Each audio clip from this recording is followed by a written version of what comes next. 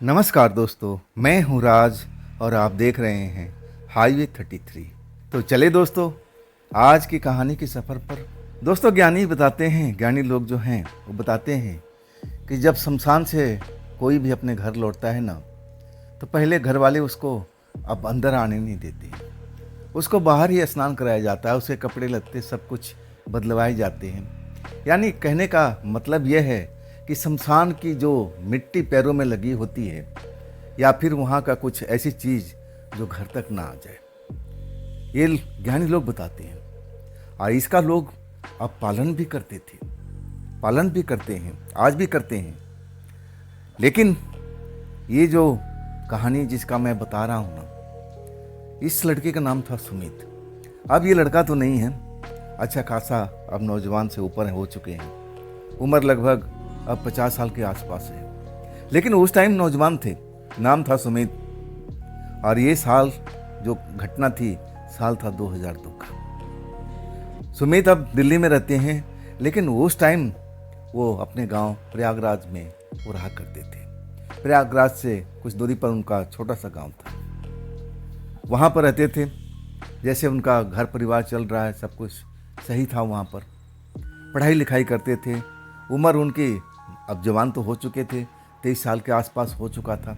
लेकिन दोहरा शरीर था उनका। देखने में वो कोई भी देख के बता सकता था कि 26-27 साल के हैं, ऐसा उनका शरीर था, कदकाठी थी। उनके पिता कहीं गए हुए थे, कुछ दिनों के लिए किसी रिश्तेदारी में गए हुए थे। और उसी टाइम में एक बुजुर्ग का, उनके पड़ोसी जो थे, मौत हो जाती है। हर घर से कोई ना कोई जाता है। गांव का ये जो नियम है ना, आज भी चलता है। कोई ना कोई इस घर से, जो जितने घर में लोग हैं, आज सब के सब उस लाश के ले करके शमशान पहुंचते हैं, अब उसका अंतिम संस्कार करने के लिए। अब मेरे घर में जो, अब मेरे से कोई बड़ा तो था नहीं, मेरा भाई भी छोटा था।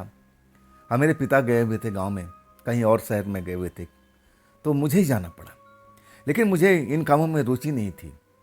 मैं थोड़ा अब उस टाइम में अपने आप को अब उस जगह पर जाना सही नहीं पाता था, लेकिन मजबूरन मुझे जाना पड़ा। जाने के बाद अब वो सब अंतिम क्रिया अब गंगा जी के अब तीर पर हो रही थी। मैं उधर उधर अब करूँ क्या, टाइम पास करना है। जब गांव के सारे लोग लौटेंगे तो मुझे भी लौटना है। टाइम पास कर रहा था। रेत में मुझे, वहाँ पर शमशान घाट के रेत में मुझे एक चमकती हुई चीज़ नजर आई। दोपहर का टाइम था और चमकती हुई चीज़ देख करके मैं आकर्षित होता हूँ कि क्या है भाई, धूप से इतना चमक रही है। और वो रेत में से मैं अब उस चीज़ को निकालता हूँ, तो मैं देख करके अब थोड़ा एकदम हैरान हो जाता हूँ। ये तो खाली सोने की अंगूठी लग रही है, चमकती हुई अंगूठी। जेंट्स की नहीं, लेडीज की थी। वो अंगूठी देखता हूँ, पहले तो मन में संदेह होता है कि यहाँ पर कोई सोने की अंगूठी भला क्यों फेंक देगा, क्या रीज़न है। नहीं नहीं, किसी के हाथ से ये खुल कर के गिर गया है सोने का। मुझे परख था उस टाइम में भी। अब मैं देखता हूँ कि कोई मुझे देख तो नहीं रहा है। सब अपने अपने काम में, शमशान में सब व्यस्त थे। अब उस लाश को जलाने की अब सब कोशिश कर रहे थे, और मैं उस अंगूठी को अब अपने मुट्ठी में बंद कर लेता हूँ। आस पास में देखता हूँ कि कोई मुझे देख तो नहीं रहा है। अब फिर मैं अपने जेब के हवाले कर देता हूँ। मन में बड़ा एक अब जिज्ञासा थी कि हो ना हो, ये कीमती चीज़ है, सोना है। अब फिर मैं उस चीज़ को लेकर के जब लाश जल जाती है, और तब सब लोगों के साथ मैं अपने घर लौटता हूँ। नियम के अनुसार हमें घर के बाहर ही स्नान करके, कपड़े लत्ते सारे कुछ चेंज करके घर में प्रवेश करना था। वैसे मैंने किया, लेकिन उस अंगूठी को मैं अब छिपा कर रखा था। उस अंगूठी को मैं दूसरी मंजिल पर रहता था, पढ़ाई लिखाई करता था उस टाइम में, तो अपने कमरे में ले जा कर के और छिपा कर रख दिया।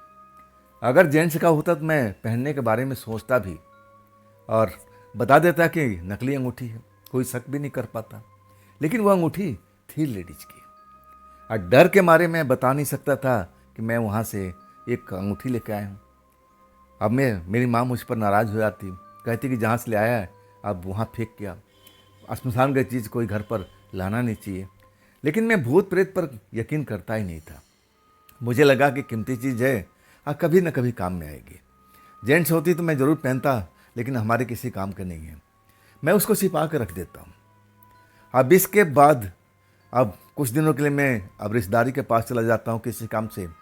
अब फिर मैं उस अंगूठी को भूल ही जाता हूँ, एकदम ध्यान से उतर जाता है। आप करीब करीब 1.5 महीना के आसपास बीत चुका था। रात का वक्त था, शायद अंधेरी रात होगी, मुझे जहाँ तक याद है, क्योंकि चांद दिखाई नहीं दे रही थी। मैं अपने कमरे में कुछ देर पहले पढ़ाई करके और लेटा ही था। तभी दरवाजे पर ऐसे मुझे आवाज़ सुनाई देने लगी जैसे कोई मेरे दरवाजे पर खड़ा है और धीरे धीरे जैसे सुबक रहा है, रो रहा है। आवाज़ लेडीज की थी। अब मेरे उस घर में मेरे माँ के अलावा कोई लेडीज थी नहीं। माँ भला मेरे दरवाजे पर आकर के रात में क्यों रोएगी भाई? क्या ऐसा कोई रीज़न ही नहीं है? अगर उसके साथ में कुछ होता तो नीचे से आवाज़ मारती कि आजा सुमित, नीचे आजा।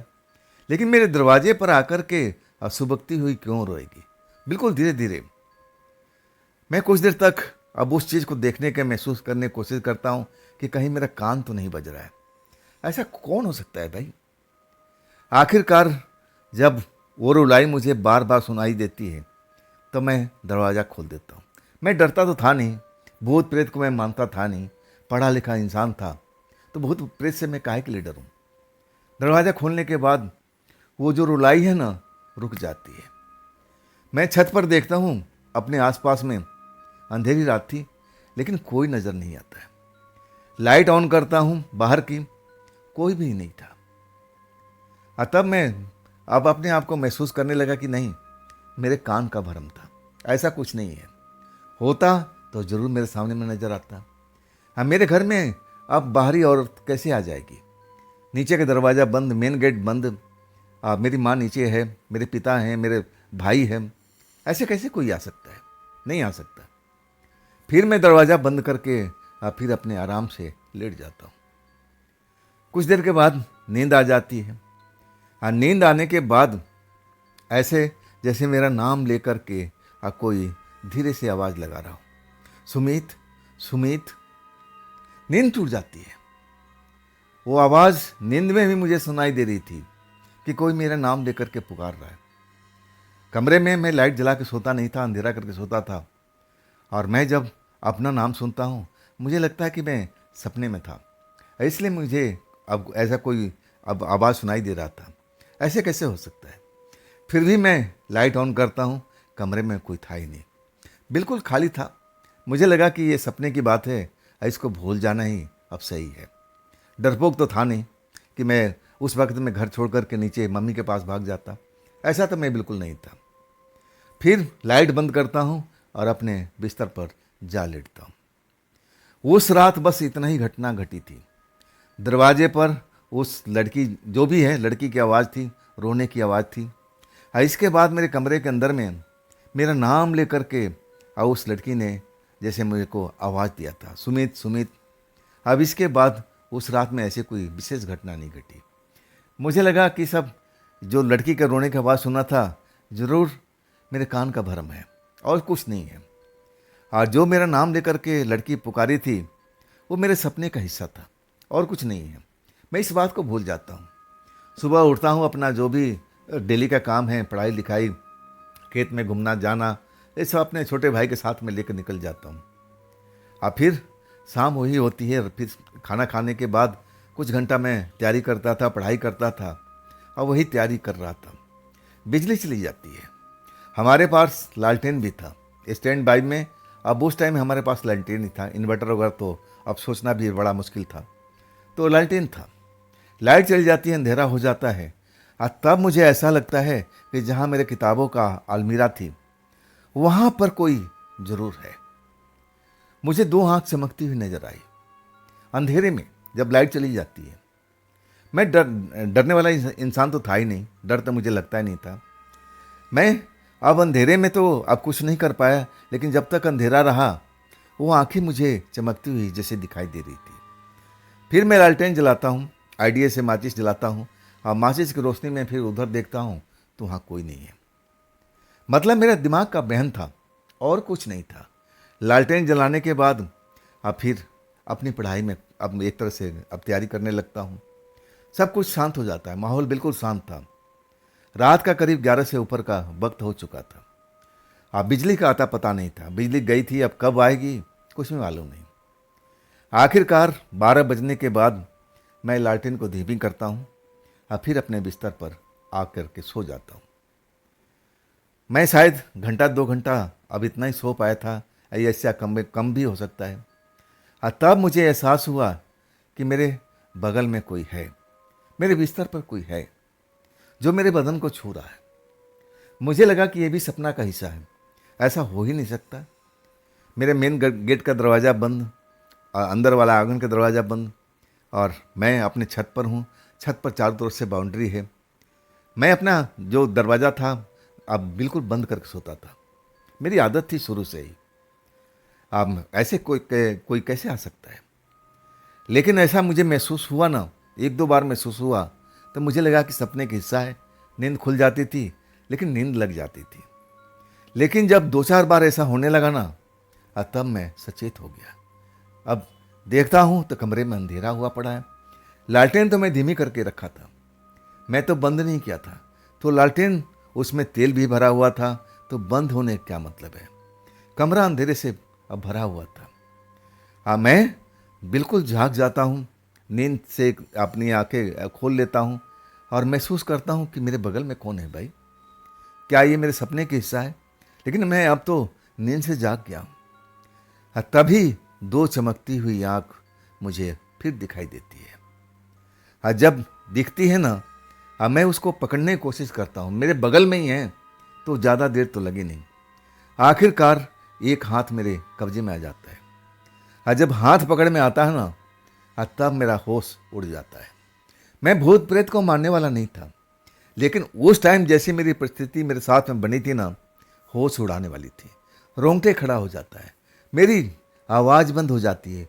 ना तो मैं अपने पिता को चीख पाता हूँ, ना अपनी माँ को आवाज़ दे सकता हूँ।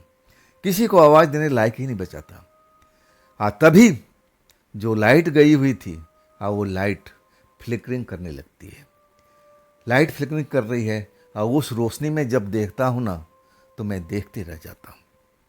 देखता हूँ कि 20-22 साल की नौजवान लड़की अब मेरे बिस्तर पर बैठी हुई है। लाइट जब फ्लिकरिंग कर रहा था ना, तब उसकी आंखें चमक नहीं रही थी। बिल्कुल एक हाड़ मांस की बनी हुई लड़की की तरह अब वो मेरे सामने में बैठी हुई थी, बस मुझे घूर रही थी। और जब लाइट थोड़ी सी फ्लिकरिंग करती थी, अंधेरा होता था, तो उसकी आंखें चमकने लगती थी। मैं अपने होश हवास खो चुका था। डर इतना लगा हुआ था कि आखिर ये लड़की मेरे बिस्तर पर कैसे आ गई? ये मेरे सपने का हिस्सा नहीं हो सकता है। मैं तो नींद से जागा हुआ हूँ, ये कैसे हो सकता है? मेरा दरवाज़ा बंद है, बाहर का दरवाज़ा बंद है, तो ये लड़की आई कैसे? सचमुच काफ़ी देर तक मेरी ऐसी हालत, डरी डरी हुई हालत होती है। और तब वो लड़की जैसे मुझे होश में लाती है और कहती है मेरे सर पर हाथ रख करके कि डरो मत, डरो मत, अगर तुम शोर नहीं मचाओगे तो मैं तुम्हारा कोई नुकसान नहीं पहुंचाऊंगी। आप तुम शोर भी मचा लोगे तो मुझे कोई फर्क नहीं पड़ेगा, मुझे तो कोई देख नहीं पाएगा, तुम पागलों में गिनती तुम्हारी जरूर होगी। जब ये बोलती है ना, तब जैसे मेरी आवाज़ लौटती है। मैं डरी हुई हालत में होता हूँ। कहता हूँ कि आप कौन हैं? आप कौन हैं? आप कौन? मेरे कमरे में कैसे आ गई? आप हैं कौन? आप मेरे कमरे में कैसे आ गई? बस यही 2 वर्ड में काफ़ी देर तक बोलता रहता हूँ। लड़की मुस्कुरा रही है, कह रही है शांत हो जाओ, शांत हो जाओ, मैं तुमसे सब कुछ बताती हूँ, तुम शांत होकर मेरी बात को सुनो, चीखो चिल्लाओ नहीं। आप चीखो चिल्लाओगे तो मुझे कोई फर्क नहीं पड़ेगा। मैं जब ये सुनता हूँ ना, तो डरा हुआ तो था मैं। मेरी हालत कुछ ज़्यादा ही अब नर्वस हो चुकी थी। शरीर के रोंगटे खड़े हो चुके थे, पसीने में नहा चुका था, कांप रहा था पूरा शरीर मेरा। दिल की धड़कन अब बहुत घोड़े की स्पीड से दौड़ रही थी। तब फिर वो मेरे सर को छूती है। ऐसा लगने लगता है कि मेरा शरीर पूरा बर्फ की तरह होते जा रहा हो, ठंडा होते जा रहा हो। बस उसकी बात मुझे सुनाई दे दी है, और वो कह रही है कि तुम जानना चाहते हो ना कि मैं कौन हूँ? मैं एक प्रेत आत्मा हूँ। तुम ये भी पूछना चाहते हो कि मैं यहाँ पर कैसे आई? तो मैं आई नहीं, तुम मुझे लेके आए हो। तुम्हें याद है ना, तुम वहाँ पर एक अंगूठी चमकती हुई तुम्हें नजर आई थी, वो तुम लेके अपनी जेब में रखे थे और उसी के साथ मैं अटैच थी और मैं तुम्हारे घर तक यहाँ पहुँच गई। मैं काफ़ी दिनों से कोशिश कर रही थी कि तुमसे बातचीत किया जाए, लेकिन मैं जानती थी कि तुम मुझे देख करके डर जाओगे, शोर मचाओगे। लेकिन मैंने सोच लिया है कि चाहे तुम शोर मचाओ, चाहे कुछ भी करो, अगर तुम मुझे लेके आए हो तो मेरी शर्त तो माननी ही पड़ेगी। मेरा शरीर बिल्कुल बर्फ़ की तरह ठंडा हुआ पड़ा है।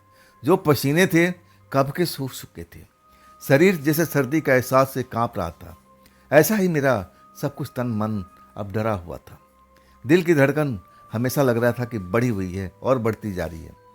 और उस लड़की की आवाज़ जैसे कुएं की गहराई से निकल रही हो। मीठी आवाज़ थी, लेकिन जैसे लग रहा था कि इको साउंड हो रहा है, ऐसा मेरे कानों का प्रतीत हो रहा था।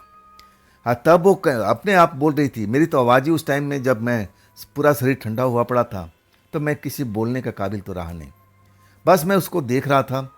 फ्लिकरिंग कर रही थी बल्ब बार बार, वैसे ही कभी अंधेरा हो जाता था कुछ सेकंड के लिए और फिर वो रोशनी हो जाती थी। ऐसा लुका छिपी के खेल बिजली का चल रहा था। लेकिन मैं उस टाइम नहीं जान पाया कि सब इसी लड़की का मेहरबानी है। इसने ये लाइट बंद किया था, लालटेन मुझे जलाना पड़ा था। ये ताक में थी कि मैं कब इससे बात करूं, कब इसे जाकर मिलूं, मौके की तलाश कर रही थी। आधी रात के बाद ये सब मेरे साथ में खेल करती है। अब फिर कहती है कि तुम मुझे लेके आए हो, मेरी शर्त को तुम्हें मानना ही पड़ेगा। मैं बस देखता रहता हूँ, उसको निहारता रहता हूँ। डरा हुआ हूँ, बोलने का काबिल नहीं हूँ। फिर उसको लगता है कि मैं कुछ बोल नहीं रहा हूँ ना, तो फिर मेरे सर पर हाथ रखती है। तब मुझे गर्मी का एहसास होने लगता है। ऐसे लगने लगता है कि मैं पूरा शरीर अब गर्म भट्टी की तरह जल रहा। फिर पसीना निकलना शुरू हो जाता है। मेरी आवाज़ भी लौट आती है। मैं डरी हुआ हालत में अब कहता हूँ कि आप कौन हैं? आप मेरे घर पे, मैं आपको कैसे लेकर आया? आप मेरे घर से चले जाइए, आप मेरे घर से चले जाइए। तब वो लड़की गुस्से में देखने लगी। कहने लगी कि मैं तुम्हारे घर से बिल्कुल अब जाने वाली नहीं हूँ। तुम मुझे लेके आए थे और तुम अब मेरे अपने साथ में रखोगे, मेरी शर्तों को पालन करोगे। अगर मेरी शर्तों को तुम नहीं मानोगे तो मैं तुम्हारे पूरे परिवार को तबाह करके रख दूंगी। एक एक करके सबको मारती चली जाऊंगी। आज तुम्हारे सामने तुम देखोगे, लेकिन तुम अपने परिवार को बचा नहीं पाओगे। जब ये बात बोलती है ना, तो मैं और डर जाता हूँ। अब मैं समझ चुका था कि ये कोई भूत है, कोई प्रेतात्मा है, कोई चुड़ैल है। इन शक्तियों पर मैं आज तक विश्वास नहीं किया था और वही खेल मेरे साथ में हो रहा था। उसने बता दिया कि मैं उसी अंगूठी में अटैच थी और उस अंगूठी को तुम लेके आए हो और मैं उसी अंगूठी में कैद थी और तुम्हारे घर में पहुंच चुकी हूँ। अब मेरी शर्तों को मानना पड़ेगा। मैं डरी हुई हालात में पूछता हूँ कि आप मेरे परिवार को बिल्कुल तबाह करने की कोशिश मत कीजिएगा। जो सज़ा देनी है, गुनाहगार मैं हूँ आपका। मैं वो अंगूठी शमशान से मैं लेके आया था। गुनाह मैंने किया है, हमारे परिवार ने नहीं किया है। आप उनकी तरह बिल्कुल टेढ़ी नज़र से नहीं देखेंगे। जो सज़ा देना है आप मुझे दीजिए। मैं अपने परिवार को हर हालत में बचाना चाहता था। मैं अपने माँ को कैसे चोट लगने दे सकता था? उनके साथ कोई नुकसान हो जाए, मैं उसको बर्दाश्त नहीं कर सकता था। मेरे पिता को कोई आँच, कोई उंगली उठा दे, मैं उसको झेल नहीं पाता था। अपना प्यारा भाई को कैसे अब ऐसे काम हो सकता था? मैं उस से एकदम बराबरी में अब आ चुका था कि नहीं, मारना है, जो कुछ करना है मेरे साथ में कीजिए। आप मेरे परिवार की तरफ देखेंगे भी नहीं। गुनाहगार मैं हूँ, मैं मानता हूँ कि मुझसे गलती हुई है। आप मुझे सजा दीजिए, मेरे परिवार की तरफ देखिएगा मत। लड़की के चेहरे पर मुस्कुराहट दौड़ जाती है। कहती है, शर्त तो पूछ लो। मैं बोलता हूँ कि ज़्यादा से ज़्यादा आप मेरी जान ले सकती हैं, और क्या कर सकती हैं। जैसे मैंने किस्से कहानियाँ में सुना है, ये जो पिशाच होते हैं, पिशाचनी होती है, प्रेतात्माएँ होती हैं, लोगों को नुकसान ही पहुँचाती है, किसी का भला तो नहीं करती। मैंने तो आज तक ऐसा सुना ही नहीं है। तब वो लड़की कहती है, तुम गलत सुने हो, तुम बिल्कुल सरासर गलत सुने हो। हर प्रेतात्मा एक जैसी नहीं होती है। मैं मानती हूँ इस चीज़ को। कुछ प्रेतात्माएँ बहुत गलत होती हैं, लोगों को सताती हैं, लेकिन मैं उनमें से नहीं हूँ। अगर तुम मेरी शर्त को मानोगे तो मैं तुम्हारा परिवार को नुकसान नहीं पहुँचाऊँगी। ना तुम्हें पहुंचाऊंगी। और तुम्हारी घर की जो माली हालत है और उसको मैं अब ठीक भी कर सकती हूँ। शर्त मेरी रहेगी, और वो शर्त तुमने अभी तक पूछा नहीं। मैं पूछता हूँ कि आप बता दीजिए कौन सा शर्त है, क्या चाहती है मेरे साथ में। मुझे ये नहीं मालूम था कि वो मेरे साथ में फिजिकल होना चाहती है, संबंध बनाना चाहती है, रात मेरे साथ में गुजारना चाहती है। तो मैं कभी भी हाँ नहीं बोलता। वो फिर कहती है कि पहले तुम शर्त को मानो या ना मानो, दो काम कर सकते हो। अगर तुम हाँ बोलते हो तो मैं बिल्कुल खुश हो जाऊंगी, अगर ना बोलते हो तो तुम्हारे साथ भी मैं बुरा व्यवहार करूंगी और तुम्हारे परिवार के साथ भी करूंगी। मैं यही समझा था कि इसका शर्त क्या हो सकता है। अब मैं उस टाइम अब इन चीज़ों को, मैं शक्तियों को जानता नहीं था, इनके मन में क्या हो सकता था। अब मुझे जरा भी आभास नहीं था कि ये तो भूत प्रेत है, इसका कोई अपना शरीर तो होता नहीं है, तो हमारे साथ में ये प्रेम व्यवहार कैसे कर सकती है। मैं इस चीज़ पे गौर भी नहीं किया था। कहता हूँ कि जो भी आपका शर्त है मुझे मंजूर है, मैं अपनी बात से पीछे नहीं हटूंगा। लेकिन एक मेरी भी शर्त है, आप मेरे परिवार की तरफ टेढ़ी नज़र से देखिएगा नहीं। और रहा आप मुझे माला माल बनाओ या ना बनाओ, लेकिन आपसे बस यही विनती है कि मेरे परिवार को इन चीज़ों से दूर रखिएगा। मैं आपका गुनाहगार हूँ, आप मुझे सजा दे सकती हैं, लेकिन मेरे परिवार को नहीं। लड़की मुस्कुराती है, कहती है फिर तो ठीक है, अब तुमने हाँ बोल दिया, मैं खुश हो गई। मैं तुम्हारे परिवार की तरफ टेढ़ी नज़र से देखूंगा नहीं, ना तुम्हें नुकसान पहुंचाऊंगी। अब मेरी बात भी सुन लो, मैं तुम्हारे साथ इसी पलंग पर तुम्हारे बगल में तुम्हारी पत्नी की तरह सोऊंगी। जब ये बोलती है ना तो मेरे हाथ पैर कांपने लगते हैं। मैं कहता हूँ ये कैसे संभव है, मेरी तो शादी भी नहीं हुई है। तब लड़की कहती है ये मेरे लिए बहुत ही अच्छी बात है। जब ये बोलती है ना मैं उसका मुंह देखते रह जाता हूँ। क्या है मतलब, आपका क्या मतलब, आप मेरी पत्नी बनेगी। तब कहती है कि पत्नी नहीं, प्रेमिका बनूंगी। मैं किसी का पत्नी नहीं बन सकती, प्रेमिका जरूर बन सकती हूँ। अब इसके बाद वो मुझे बाहों में भर लेती है। सच कहूँ ना, मुझे जरा भी एहसास नहीं हुआ कि मैं किसी प्रेतनी, किसी पिशाचनी या फिर मैं आत्माओं के बाद घेरे में बैठा हुआ हूँ। बिल्कुल मुझे लगा जैसे कोई लड़की है, आम सी लड़की है, सब कुछ मुझे फीलिंग महसूस हो रही है। अब मैं कहता हूँ कि देखिए ये गलत होता है, अभी मेरी शादी नहीं हुई है, शायद आप मेरी बात को समझ रही हैं। तब वो कहने लगी कि हाँ सब मैं समझती हूँ, मेरे लिए तो ये प्लस पॉइंट है। अब तुमने हाँ बोल दिया है तो तुम मुकर भी नहीं सकते। अब मुझे सब कुछ आता है, अगर तुम ना भी बोलोगे ना तो मैं अपना वो रूप दिखा सकती हूँ जिसका अब तुम कल्पना भी नहीं कर सकते। तब मैं बहुत डर गया, मैं समझ गया कि मैं ऐसे एक प्रेतनी के पाले में पड़ चुका हूँ। ऐसी एक प्रेतात्मा है जो मेरे परिवार को तबाह भी कर सकती है, मुझे भी तबाह कर सकती है, और उसके आगे मैं अपना हार मान लेता हूँ। अब वास्तव में जो उस रात से जो खेल शुरुआत हुआ वो लंबा चला था, लेकिन हमारे परिवार में इन चीज़ों को बिल्कुल भनक तक नहीं लगी थी। वो रात में 12 बजे के आसपास हमारे कमरे में आती थी। ये भी हो सकता है कि हमारे कमरे में रहती हो, दिन के टाइम में रहती हो, और फिर हमारे साथ रात में आती थी, फिजिकल होती थी और बातचीत भी करती थी। मुझसे पूछती थी कि तुम्हारे परिवार में किसी चीज़ की ज़रूरत है तो बताओ। मैं डरता था, मैं एक अंगूठी लाया तो ये हालत हो गया। एक चीज़ तो मैं बताना भूल गया, और उसके बाद मैं अंगूठी वो ढूंढता हूँ। कुछ दिनों के बाद मुझे याद आ जाता है कि मैं एक शमशान से अंगूठी लाया था। अंगूठी में अब रख करके भूल चुका था कि मैं कौन सा डब्बे में रखा, कौन सा अलमीरा में रखा, कहाँ रखा। मैं लोगों को अपने माँ से, अपने भाई की नज़र से बचा कर रखा था कि किसी को आसानी से ना मिले, नहीं तो तरह तरह के सवाल पूछेंगे। अब फिर मैं उस चीज़ को पा ही नहीं पाया था। तब जाकर के ये किस्सा मेरे साथ में हुआ। फिर दिन के टाइम में मैं उस अंगूठी को ढूंढने लगा। ये सब जड़ अंगूठी है जो मैं शमशान से लेकर आया था। पूरा अपने जितने अब अलमीरा थे, जो भी सामान था, ट्रंक था, एक एक को छान मारता हूँ। जब मेरे घर में वो सामान नहीं मिलता है तब मैं अपने माँ से भी जाकर पूछता हूँ कि माँ मेरे कमरे में कुछ अंगूठी जैसा आपने तो नहीं देखा, आप लाई तो नहीं। कल नहीं, कैसा अंगूठी माँ, लाई नहीं, अगर लाई होती तो ज़रूर बता देती। मैं अपने भाई से पूछता हूँ, भाई भी मना कर देता है कि नहीं, मुझे कुछ ऐसा नहीं मिला। इसके बाद में भी अंगूठी ढूंढता रहा, लेकिन अंगूठी ऐसी थी कि जो गायब हुई वो फिर दोबारा से नज़र नहीं आई। अब वही खेल मेरे साथ में हर रात चलने लगा। रात 12 बजे के बाद वो आ जाती थी, मेरे साथ फिजिकल होती थी और फिर प्रेम भरी बातें करती थी। मुझसे पूछती थी कि तुम्हारे घर परिवार में किसी चीज़ का ज़रूरत हो तो मुझे बताना, मैं उस चीज़ को अब पूरा कर दूंगी। लेकिन मैं डरता था कि एक अंगूठी की वजह से अब मैं इतना परेशानी में फंस चुका हूँ।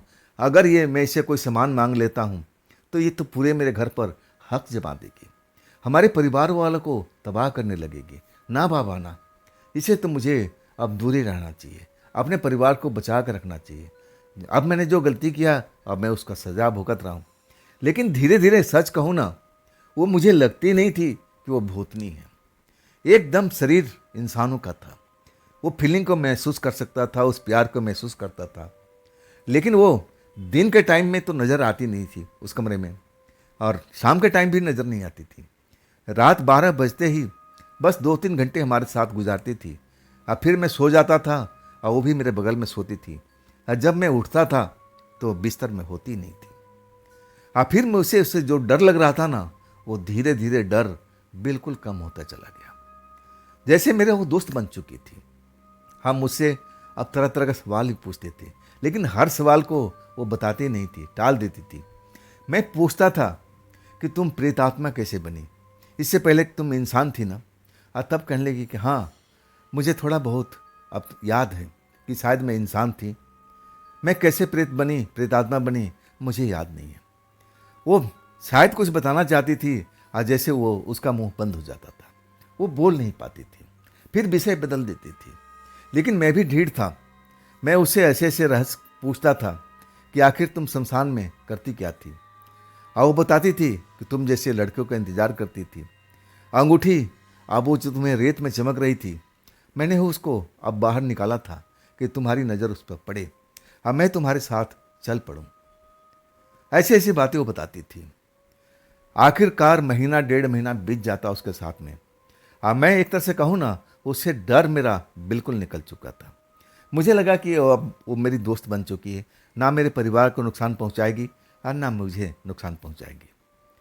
रात के टाइम में वो ज़रूर आती थी, बड़े आराम से हम लोग प्रेम करते थे, मेरे बगल में लेटती थी, और फिर सुबह जब मैं उठता था तो बिस्तर पर होती नहीं थी। यही सब चल रहा था।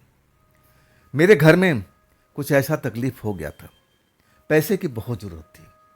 पिता परेशान थे कि अब पैसा कहाँ से लाया जाएगा। कुछ इमरजेंसी आ गई थी और वो परेशान थे तो मैं भी परेशान था, सब घर के लोग परेशान थे कि आखिर इतना मोटा रकम अब कहाँ से इकट्ठा किया जाए। ऐसा ही अर्जेंट मामला था। मैं उदास था रात के टाइम में, और फिर मैं ऐसे सोच रहा था। अब 12 बजे के बाद में वही लड़की आती है, अब मुझसे पूछती है कि आज तुम्हारा चेहरा उदास क्यों है, बात क्या है। और तब मैं कहने लगा कुछ नहीं है, बस ऐसे ही अपने बारे में सोच रहा हूँ, और आपसे उसे कोई मतलब नहीं है, लेना देना नहीं है। आप आई हैं तो आप आइए, हम लोग बैठते हैं, बात करते हैं। अब मैं उस बात को टाल देता हूँ, मैं जरा भी जाहिर नहीं करने देता हूँ। आखिरकार कुछ देर तक हम लोग बातें करते हैं, प्रेम करते हैं, और फिर वो कहती है कि मैं तुम्हारी दुख तकलीफ को समझ गई हूँ, तुम्हें पैसे की ज़रूरत है ना, मैं इंतज़ाम कर सकती हूँ, लेकिन वो एक कर्जे के तौर पर होगा। तुम उस पैसे का इस्तेमाल करोगे और फिर पैसे के रिटर्न कर दोगे, जब तक तुम्हारा वो काम ना हो जाए। ये ऐसा ही नहीं है कि पैसा ले करके तुम भूल जाओगे, अब जहाँ से पैसा आएगा वहाँ वापस भी रखना है। तो बोलो, मैं तुम्हारी मदद करूँ। मैं तो डर गया था कि कहीं पैसा हम टाइम पर नहीं दे पाएँ तो हमारे परिवार वालों को कहीं तबाह ना कर दे, नुकसान ना पहुँचा दे। लेकिन अब दोस्त बन चुकी थी ना, मैं कहने लगा कि अगर सपोज करो हम पैसा देने में लेट हो गए तो क्या हमारे परिवार के साथ में आप कुछ नुकसान पहुंचाओगी। तब हंसने लगी, अरे नहीं बाबा नहीं, अरे पैसा लौटाने का मतलब लौटाना है, आज नहीं, कल नहीं, 10 दिन बाद नहीं, 1 महीना बाद नहीं। मैं तुम्हें कोई डेडलाइन तो नहीं दे रही, लेकिन लौटाना है। वो कर्ज है तुम्हारे ऊपर में, और उसको जब भी तुम्हारे पास में पैसा आता है, अगर एक बार नहीं आता है तो 2 बार करके लौटा दो। लेकिन लौटाना है, अपने पास उसको रखना नहीं है। आज तब मैं थोड़ा राहत का सांस लेता हूँ। अब मैं कहता हूँ कि मैं कल सुबह पिताजी से पूछ के बताऊँगा। लड़की मुस्कुराती है और कहती है, क्या मेरे बारे में सबको बता दी हो क्या? और तब मैं कहता हूँ, नहीं नहीं, मैं बिल्कुल नहीं बताया हूँ। और तुम भी ऐसे गलती मत करना। अगर हमारे परिवार वाले तुम्हें देख लेंगे ना, तो उनका तो जान ऐसे ही निकल जाएगी। लड़की हंसती है और कहती है, मैं तो सबसे जाके मिलती हूँ, सबके सामने खड़ा हो जाती हूँ, लेकिन मुझे कोई देख नहीं पाता, मैं उनको देखती हूँ। अब मुझे ये मालूम चल चुका था कि तुम्हारे परिवार में पैसे की दिक्कत आ चुकी थी। तुम्हारे पिता तुम्हारी माँ से बात कर रहे थे, तुम्हारा भाई भी था, मैं सब कुछ जानती हूँ। तुम उदास थे तो मैं समझ गई थी कि तुम्हारे मुंह से पूछना सही है। चलो तुम अपने पिता से पूछ के बताना, लेकिन वो फिर पूछेंगे कि पैसा कहाँ से लाए, तब तुम क्या जवाब दोगे? मैं सोचने लगा, और फिर जवाब मेरे को नहीं आ रहा था, ना सूझ रहा था। और तब लड़की ने कहा कि बता देना कि एक हमारा पैसे वाला दोस्त है, उसे मैं कुछ टाइम के लिए उधार मांग के लाऊंगा और पैसा लौटाना पड़ेगा। तुम्हारे पिताजी जरूर मान जाएंगे। और वैसे तुम्हारे दोस्त भी अच्छे खासे पैसे वाले हैं, मैं सबको जानती हूँ, तुम्हारी आंखों में अब मैं तेरा सब कुछ पढ़ चुकी हूँ। लड़की कहाँ कहाँ तक पहुँच गई थी, जहाँ तक मैं सोच भी नहीं सकता था। अब मैं उस टाइम थोड़ा सा संकोच जरूर होता था, डर जाता कई बार। और तब वो कहती कि नहीं नहीं दोस्त, मैं तुम्हें नुकसान नहीं पहुँचाऊंगी। आखिरकार जब सुबह होती है, अब चिंतित तो सारे परिवार थे, इतना मोटा पैसा अब कहाँ से इतना इमरजेंसी में इकट्ठा होगा। अब पिताजी अभी पड़ोस में इधर उधर जो जीतने जाने वाले लोग थोड़ा बहुत पैसा इकट्ठा कर चुके थे, लेकिन अभी एक मोटे पैसे की जरूरत थी। मैं वहाँ पर जाता हूँ और पापा से पूछता हूँ कि पापा पैसे का इंतजाम हो गया? तब कहते कि नहीं बेटा, थोड़ा बहुत तो हो गया, लेकिन जितना चाहिए उतना नहीं हो पाया, अभी भी इतने पैसे की जरूरत है। हाँ, तब मैं कहता हूँ कि पापा मैं आपकी कुछ मदद करूँ। मेरा एक दोस्त है, उसके पापा विदेश में रहते हैं, पैसे वाले हैं, और उसके पास हमेशा पैसा रहता है, तो क्या क्या मैं उससे उधार मांग लूँ? जब आपके पास पैसा आएगा तो आप लौटा देना। पापा मेरी तरफ देखने लगे और कहने लगे, क्या है बेटा, ऐसा संभव है? क्या वो दोस्त तुम्हारा पैसा दे देगा? मैं कहने लगा, पापा मैं कोशिश करूँगा ना, आप हाँ तो बोलो। तो पापा तो हाथ नहीं बोले, लेकिन मेरी माँ ने हाँ बोला था कि अगर ऐसा है तो देख लेने बेटा, तेरे पापा बड़ा मुसीबत में पड़े हैं, हम लोग बड़ा अब एक तरह से उलझन में पड़े हुए हैं कि इतना पैसा कहाँ से लाएंगे। अगर तुम्हारा दोस्त देता है तो मदद करने दे बेटा, जैसे पैसा आएगा हम उनको लौटा देंगे। आखिरकार मेरे चेहरे पर अब थोड़ी मुस्कान आ जाती है और कहता हूँ कि माँ मैं जा रहा हूँ अपने दोस्त से मिलने के लिए, बात करके आता हूँ। और उस टाइम मेरे पास में साइकिल हुआ करती थी, साइकिल लेकर के अब मैं अपने दोस्त के पास पहुँचता हूँ। ऐसा दोस्त भी था मेरा, लेकिन मैं उससे पैसे नहीं मांगता हूँ, पैसा तो मुझे कहीं और से मिलना था। मैं वहाँ पर कुछ टाइम बिता करके फिर लौट आता हूँ घर पर।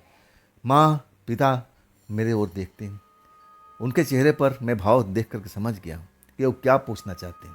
और तब मैं हंस के कहता हूँ कि मेरी बात हो गई है, इंतज़ाम हो जाएगा, बस एक रात के लिए अब मान जाइए और फिर अगले दिन में हम इसका व्यवस्था कर देंगे। पापा के चेहरे पर अब खुशी नज़र आ रही थी। अब मुझे अब बुला करके मेरा पीठ थपथपाने लगे।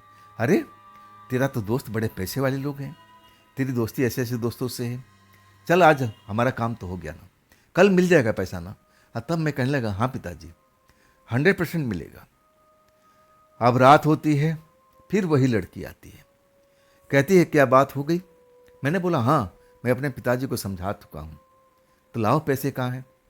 लड़की कहती है तुम्हारे पास पैसा पहुँच जाएगा, सुबह जब उठोगे ना तो तुम जितना पैसा मांगोगे तुम्हारे बगल में पड़ा मिलेगा। अभी छोड़ो ना पैसे के चक्कर, आओ मेरे से मिलो, गले मिलो, प्रेम करो। अब फिर वही खेल शुरू हो जाता है। हम दोनों बात करते करते सो जाते हैं, गहरी नींद में सो जाता हूँ। और जब सुबह उठता हूँ ना तो सबसे पहले मैं उस लड़की को ढूंढता हूँ, तो सुबह होने से पहले ही वो शायद लड़की चली जाती थी जब मैं नींद में होता था। अब मुझे मालूम था कि कहीं जाती वाती नहीं, वो हमारे कमरे में या हमारे माँ के कमरे में इधर उधर पूरा घर में घूमती रहती थी। उसको तो कोई देख ही नहीं पाता था मेरे अलावा, ना जाने ऐसा कौन सा शक्ति का उपयोग करती थी। खैर वो तो प्रेतात्मा थी वो तो बहुत कुछ कर कर सकती थी। जब वो दिखाई नहीं पड़ती है ना, तब मैं दूसरी साइड में पलंग पर देखता हूँ, तो वहाँ पर एक थैला मुझे नज़र आता है। उस थैला को देख कर के मैं अब थोड़ा हैरान हो जाता हूँ, चौंक जाता हूँ। खोलता हूँ तो उसमें अब नोट ही नोट दिखाई दे रहे, पुराने पुराने, जैसे पानी में भीगे हुए हो, जैसे जमीन में गाड़ करके उसको रखा गया हो, वो प्रेतात्मा जमीन खोद करके ले आई हो, ऐसा मुझे लग रहा था। कुछ ऐसे नोट गीले थे, अगर उसको सुखाया नहीं जाता तो शायद वो फट भी सकते थे। आपस में नोट चिपके हुए थे। आज जितना मैं बोला था लगभग उतना ही पैसा आ चुका था। सच कहूँ ना, उस टाइम मेरे आंखों से आंसू आ चुका था। उस प्रेतात्मा लड़की ने मेरे ऊपर में, अब मेरे परिवार के ऊपर में इतना उपकार किया था। अगर उस टाइम अगर मेरे सामने होती ना, तो मैं खुद उसको बाहों में भर लेता, उससे प्यार करता कि हाँ, आज तुमने जो कहा है पूरा कर दिया। इसके बाद मैं उन नोटों को छत पर सुखाता हूँ।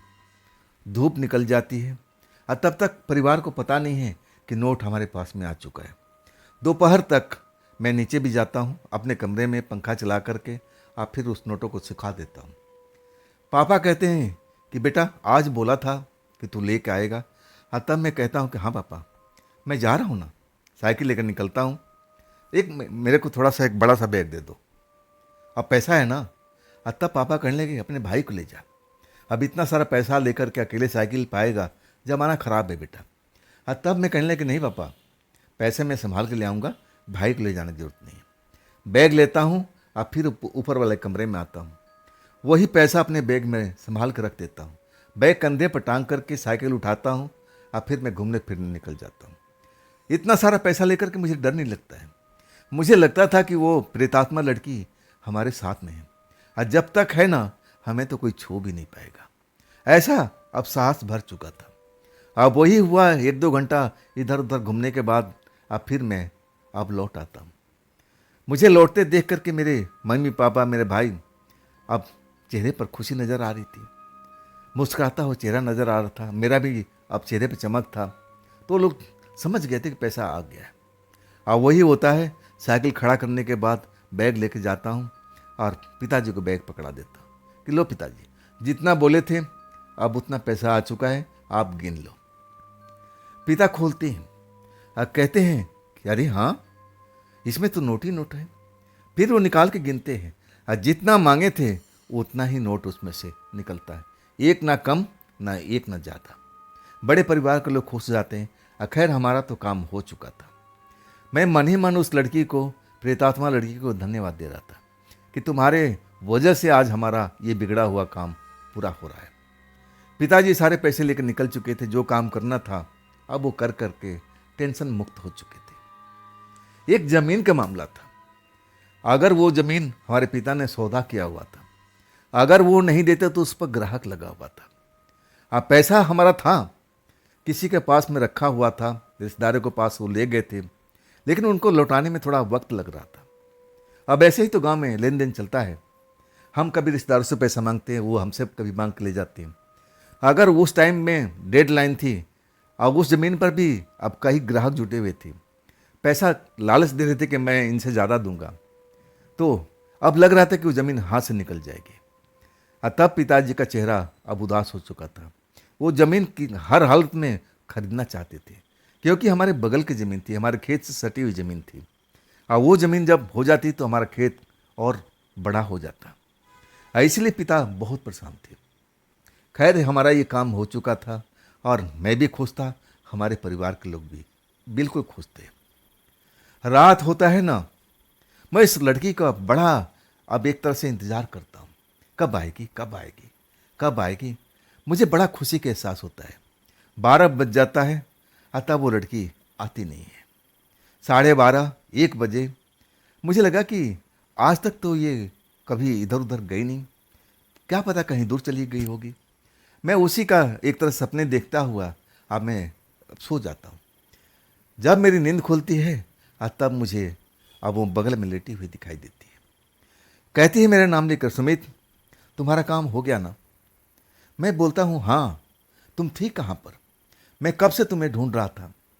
तो हंसते हुए कहने लगी, क्यों ढूंढ रहे थे, क्या मुझसे इतना प्यार करते हो? मैं कहने लगा, हाँ, मैं तुमसे आप सोच भी नहीं सकते मैं कितना प्यार करता हूँ। तुमने आज मेरे परिवार को इज्जत जो नीलाम होने जा रहा था, ज़मीन मेरे हाथ से निकल रही थी और वो ज़मीन को तुमने दिलवा दिया। अब इससे बड़ी क्या हो सकती है? मेरे माता पिता, अब उनका हालत ख़राब था, मेरा भी हालत ख़राब था। तुमने उस संकट की घड़ी से मुझे बाहर निकाल दिया। इससे बड़ा प्यार क्या हो सकता है? मैं अपने बाहों में भर लेता हूँ और वो बिल्कुल शांत पड़ी रहती है। आज उसमें लग रहा था ना कि प्यार का कीड़ा ही नहीं काट रहा है, बिल्कुल शांत बैठी हुई। हाँ, तब मैं कहता हूँ कि आज तुम्हारे चेहरे पर ऐसा 12 क्यों बजे हुए हैं? वो ज़्यादा कुछ नहीं बोल रही थी, रुक रुक के बोल रही थी। मैं समझने की कोशिश कर रहा था कि आखिर उसके मन में क्या चल रहा है, आज उदास क्यों है, ऐसा क्या बात हो गई है। मैं बार बार पूछ रहा था और वो टाल रही थी। छोड़ो ना, सो जाओ ना, चलो बाद में बात करेंगे, अभी सो जाओ। लेकिन मैं सोता नहीं हूँ। मैं उससे पूछना चाहता हूँ कि तुम्हारी उदासी का कारण क्या है। तब वो कहती है, थोड़ा सांस लेने के बाद में धीरे धीरे, सुमित मेरे बात को ध्यान से सुनना। मैं तुमसे बहुत कुछ छिपाई हूँ, लेकिन आज मैं कुछ भी छिपाऊंगी नहीं। मैं अचरज से उसकी तरफ देखने लगता हूँ। अब क्या छिपाई हो? क्या तुम कोई प्रेतात्मा नहीं हो, कुछ और हो? वास्तव में तुम एक लड़की हो, तुम कोई जादूगरनी हो? हंसने लगती है, लेकिन आज हंसी में उसका वो अंदाज नहीं था जो खुलकर हंसती थी। बड़ी फीकी हंसी थी। तब मैं उससे पूछता हूँ, अरे तुम देर क्यों कर रही हो, बताओ ना, बात क्या है, उदासी का कारण क्या है, मैं जानना चाहता हूँ। तब वो कहने लगी, सुमित, मेरा वक्त पूरा हो रहा है। मैं अब तुम्हें छोड़ के जा रही हूँ। रहा इस पैसे का मामला, ये पैसे तुम्हारा ही है, तुम इसको अब अपना पैसा समझ सकते हो। ये पैसे कहीं लौटाने की जरूरत नहीं है। देखो, मैं तुमसे पूरी बात नहीं बता सकी, उसके लिए मैं तुमसे क्षमा मांगती हूँ। मैं हूँ एक प्रेत आत्मा, ना जाने मुझे कितने साल हो चुके हैं, मुझे तो खुद भी याद नहीं है। लेकिन मुझे लग रहा था कि हाँ, तुमसे सच्चाई छुपानी नहीं चाहिए, इसलिए मैं सब कुछ बता रही हूँ। मैं तुम्हें जब शमशान में देखी थी ना, तभी तुम पर दिल आ चुका था। तुम ऐसे हो ही, मैं अपने आप को रोक नहीं पाई। अब मुझे लगा कि तुम्हारे घर में अब जाने का रास्ता क्या है। वो अंगूठी में मैं नहीं थी। मैं उस टाइम अंगूठी मुझे वहीं पर मिली हुई थी। मैं अंगूठी में अपने आप को अब एक तरह से प्रवेश करती हूँ। वो अंगूठी तुम्हें चमकती हुई दिखाई देती है। तुम उस अंगूठी को अपने जेब में रख लेते हो और उस अंगूठी में ही समा करके मैं तुम्हारे घर पर पहुंच जाती हूँ। मेरा इरादा तुम्हारा परिवार को कभी भी तबाह करने का नहीं था। मैं ऐसी हूँ ही नहीं। मैं तो सपने में भी नहीं सोच रही थी किसी को कष्ट देने के लिए। मैं ऐसी आत्मा नहीं हूँ। अब देखो, अब मेरा समय आ चुका है, अब मैं तुमसे मिल नहीं सकती। मेरा अब कहाँ जन्म होगा, मैं कहाँ जाऊँगी, मुझे खुद पता नहीं है। लेकिन इतना मुझे अनुमान है कि मैं आज के बाद तुमसे मिल नहीं पाऊंगी। मुझे अपने जगह पर पहुंचना पड़ेगा। फिर उसकी आंखों से आंसू निकलने लगा। जब मैं सुनता हूं ना, तो एकदम सकते में आ जाता हूं। ऐसे कैसे हो सकता है, ऐसे कैसे हो सकता है, मैं तुम्हें जाने नहीं दूंगा, मैं तुम्हें जाने नहीं दूंगा। वो और रोने लगे कि नहीं सुमित, बस इतना ही हमारा अब यहाँ पर मिलन था, अब मुझे जाना ही होगा। अब कोई बुला भी रहा है, मैं उसको टाल नहीं सकती। वो शक्ति मुझे बार बार अपनी तरफ खींच रही है। मैं बड़ी मुश्किल से अब यहाँ पर आई हूँ। मैं तो जहाँ थी वहीं से मैं अब जाने वाली थी, लेकिन तुम्हारा जो प्यार है ना, वो मुझे खींच के यहाँ पर लाया। मैं अब तुमसे आखिरी बार मिलती हूँ, अब तुम मेरे को याद मत करना। मैं उसको समझाता हूँ कि अरे नहीं, ऐसा नहीं हो सकता, तुम मुझे छोड़ कर नहीं जा सकती। देखो ना, तुम मेरे परिवार के लिए क्या क्या किया। मैं रोने लगता हूँ, लेकिन वो कहती कि नहीं, हम अब नहीं मिलेंगे, हमारा मिलन इतने दिनों के लिए था। मेरे मना करने के बाद भी वो रोती तो ज़रूर है, लेकिन फिर वो हमें छोड़ करके सदा सदा के लिए चली जाती है, मेरे आंखों के सामने से गायब हो जाती है। मैं पलंग पर हाथ मारता रह जाता हूँ, कहाँ हो, कहाँ हो, लेकिन वो उसके बाद वो नज़र नहीं आती। और हाँ, एक चीज़ बताता हूँ, वो अंगूठी जो गायब हो चुकी थी, उसी लड़की ने उस अंगूठी को जहाँ से उठाई थी और उसी जगह पर जाकर रख दिया था। पूरा खेल मैं समझ चुका था कि ये लड़की कोई दुष्ट आत्मा नहीं थी, ना ये कोई पिशाचनी थी। ये भली थी आत्मा, जो भी थी दिल की बड़ा भली थी। हाँ, शुरू में उसने उसने मुझे बहुत डराया ताकि मैं अब हल्ला ना कर सकूं, शोर न मचा सकूं, किसी को आवाज़ ना दे सकूं। उसका ये मतलब था। वो मुझसे प्यार करने लगी थी और धीरे धीरे मैं भी उस लड़की से प्यार करने लगा था। लेकिन आज उसका वक्त आ चुका था, जहां उसको जाना था अब वो जा चुकी थी। तो दोस्तों, ये थी आज की कहानी सुमित जी की। ये कहानी आपको कैसी लगी कमेंट में ज़रूर बताइएगा। हाँ दोस्तों, अगर आपके पास भी ऐसी कोई घटना है, कोई आप बीती है, कोई कहानी है जो आप मुझे सुनाना चाहते हो, भेजना चाहते हो, तो आप मुझे इंस्टाग्राम, मेरे व्हाट्सएप नंबर या मेरे मेल आईडी पर, आप किसी पर भी आप शेयर कर सकते हो। हाँ दोस्तों, ये भी चैनल आप ही का है, तो इसको भी अपना प्यार दीजिए ना, लाइक कीजिए। और देखिए, बहुत लोग सब्सक्राइब भी नहीं कर रहे हैं, तो सब्सक्राइब भी कर लीजिए। और हाइप करना तो बिल्कुल मत भूलिएगा, और अपने दोस्तों को शेयर करना तो बहुत ही ज़रूरी है। तो दोस्तों, फिर इसी चैनल पर मिलते हैं कल की रात एक नई घटना, एक नई कहानी के साथ में। आप लोग अपना ख्याल रखिएगा। नमस्कार।